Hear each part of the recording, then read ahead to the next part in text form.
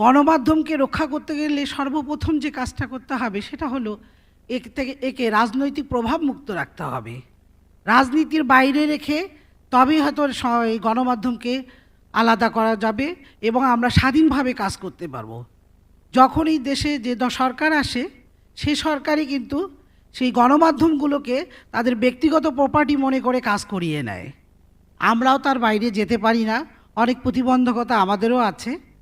তো আমি এই উপস্থিত মঞ্চ থেকে আপনাদেরকে অনুরোধ করব এই বিষয়টা আপনারা সবাই একটু দেখবেন। আর আমরা যারা শহরে মফস্বল শহরে সাংবাদিকতা করছি বা সম্পাদনা করছি, আমরা যাতে সুষ্ঠুভাবে কাজ করতে পারি সেই পরিবেশটাও আপনাদের এই ঢাকা থেকে বা আপনারা এখান থেকে তৈরি করে দেবেন, এই আশাও আমি ব্যক্ত করছি।